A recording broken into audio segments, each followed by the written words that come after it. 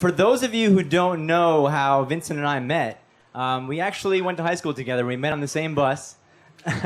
uh, we lived a mile away from each other, and we didn't know each other that well, but we had a mutual friend on the bus, and he was a bit of a troublemaker. And one day he got in Vin's ear and filled it with lies, derogatory comments that I had said about him behind his back.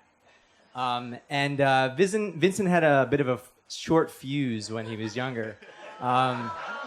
Something he said set Vin off, and in true WWE fashion, launched himself across the bus and speared me into the seat that I was in.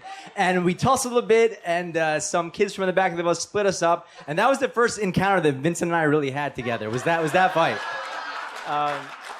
So a few days later, he called my household, and I think my mom picked up. And he was like, hi, Mrs. Doumanis, is Strato there? I'm a friend from school. I picked up the phone.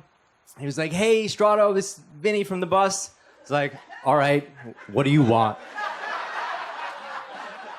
And he was like, oh, man, I got the truth about what happened, and I feel awful. I really want you to come and hang out with me and my friends this weekend. We're going to the movies. And I was like, sure, that sounds great. He got the full scoop that I hadn't said anything. So joined him that night at the movies, and it's kind of where our friendship began. We started kind of hanging out after that point.